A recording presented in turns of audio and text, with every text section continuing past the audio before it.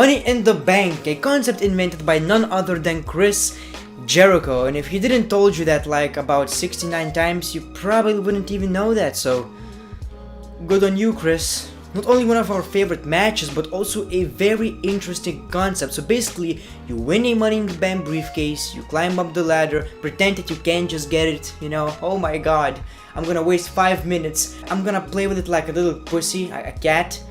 You know, holy shit, I just can't get it. And then once the actual winner climbs up, she just picks it like in 2 seconds. That is interesting. Other than that, a very interesting concept. You win it, you cash it in whenever you want for the WWE Championship as long as you have a referee. If you're Carmella though, there is a referee in the ring, but you bring your own as well. So you call for a referee even though a referee is in the ring.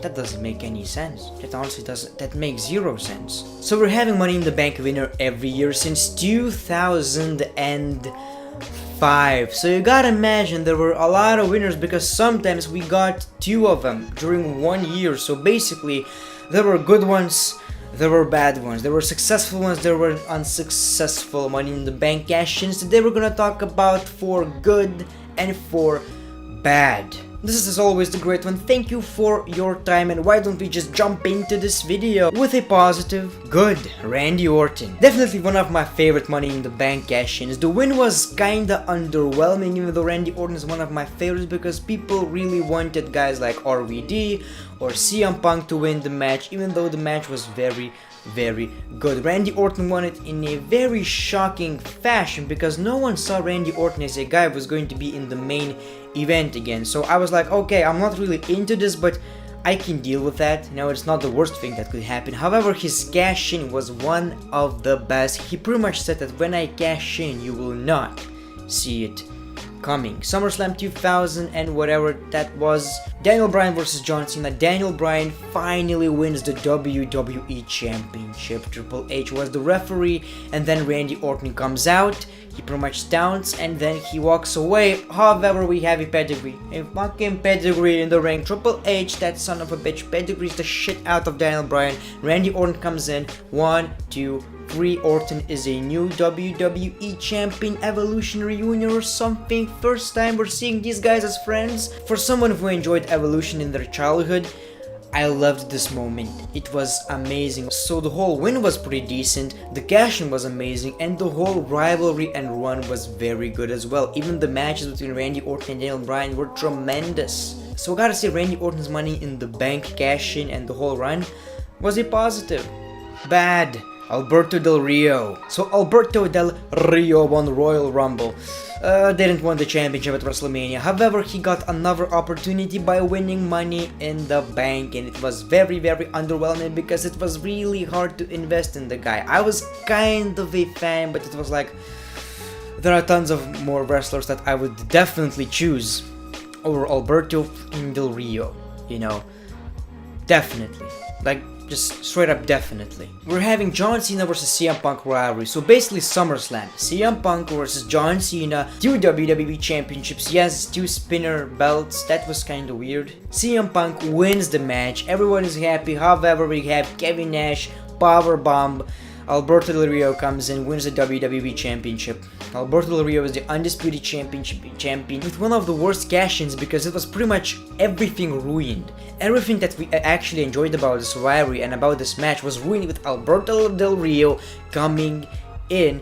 And I'm gonna tell you right here, I don't remember anything about his WWE title run at all. Seriously, anything. All I remember is that CM Punk got the championship back. Other than that, anything.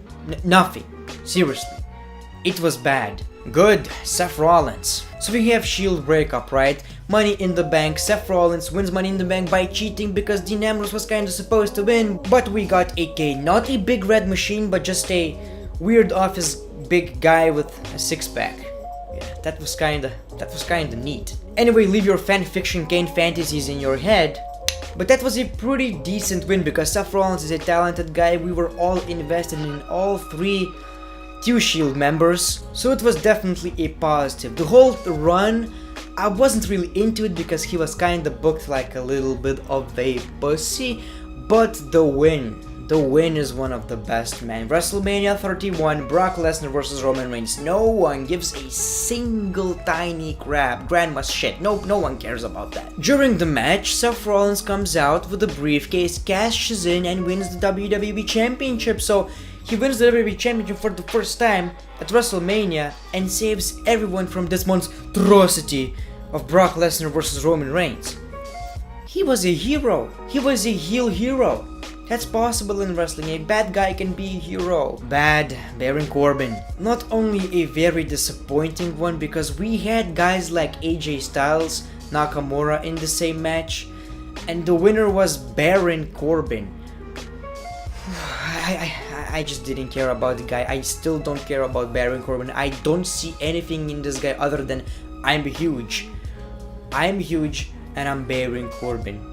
You know, I'm Baron Corbin, I'm cutting a promo on you because you're bad. One of the most boring guys on the roster, honestly, and this whole run with him being the briefcase winner was also very, very boring, and also the cash-in was like, I'm gonna cash in, John Cena interferes, roll up, Jinder Mahal retains. He didn't even win the championship. Kind of a thank God, because we already got terrible champions, so please step away from the WWE title picture. But still, just a complete wasted Money in the Bank. This year's Money in the Bank was pretty much wasted. 2017 one. Just wasted at all. So that was one of the most terrible cash-ins, winners, everything. Good, Dolph Ziggler. One of the best Money in the Bank victories in 2012. Dolph Ziggler wins the WWE SmackDown Live's briefcase, and it was just phenomenal, you know, because everyone was actually invested in Dolph Ziggler. He was the hottest thing in the WWE at that point, and he was carrying that briefcase for a long time. However, he cashed in after WrestleMania. Alberto Del Rio, a boring champion, he gets injured during the match against Jack Swagger, and Dolph Ziggler comes out with one of the biggest pops in WWE history. If you've never seen that, make sure to Google it and watch it on YouTube.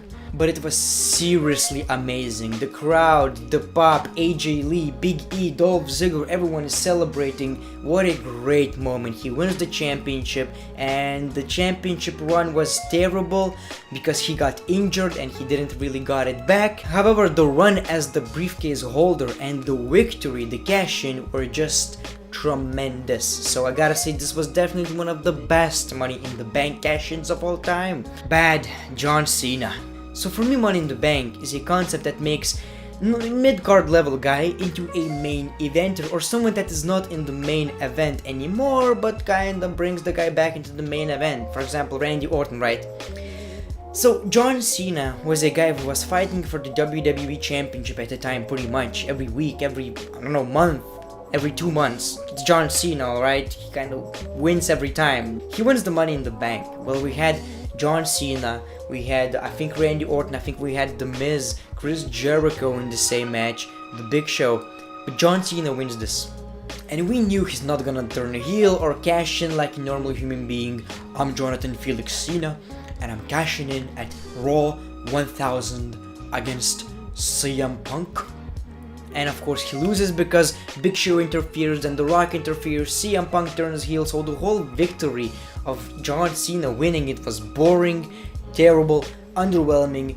We didn't even win the match, and it was like, okay, this is just a normal match. Money in the Bank briefcase is not even needed. Sucked a huge cock. A big one, definitely a big one, big cock. The best, Edge. Definitely the best. So Edge actually cashed in 2 times. First time against John Cena and second time against The Undertaker. However, the best one is the first one. So he is the first ever Money in the Bank winner, and the cash-in was something special. So you see John Cena retaining the WWE Championship in a pool of blood. Vince McMahon appears out of nowhere like a Pokemon. He pretty much says, Edge is cashing in his Money in the Bank briefcase. Edge 1 spear, 2 spear, 3 spears. It took 3 spears to get the Superman down. 1, 2, 3. Edge wins the WWE Championship with a cool ass theme song against John Cena for the first time ever. it was something special. It was something really special. And we got rivalry between Edge and John Cena, one of the best PG or Ruthless Aggression era rivalries of all time. The worst, Jack Swagger. You guys know I'm a bit of a fan of Jack Swagger. I really think he's a tremendous wrestler. However, I was a fan of Jack Swagger like in 2013 when he actually got paired with Zeb Culture. In 2010, I couldn't stand the guy. He was so boring. His microphone skills were terrible, even worse than Roman Reigns. I don't know, this guy was just terrible. I didn't even knew why he is a world champion of SmackDown. You know, so basically WrestleMania 26 we have Christian, a guy who was, I think he should have won, right? Kofi Kingston, Evan Bourne, Drew McIntyre, but the winner is Jack Swagger, and he wasted like, I don't know, a minute trying to catch that, and that wasn't even scripted. He couldn't even get it. So he wins it on SmackDown. Edge beats the crap out of Chris Jericho, right? Jack Swagger interferes, cashes in, wins the World Championship. The cash-in was not even that bad. It was pretty okay.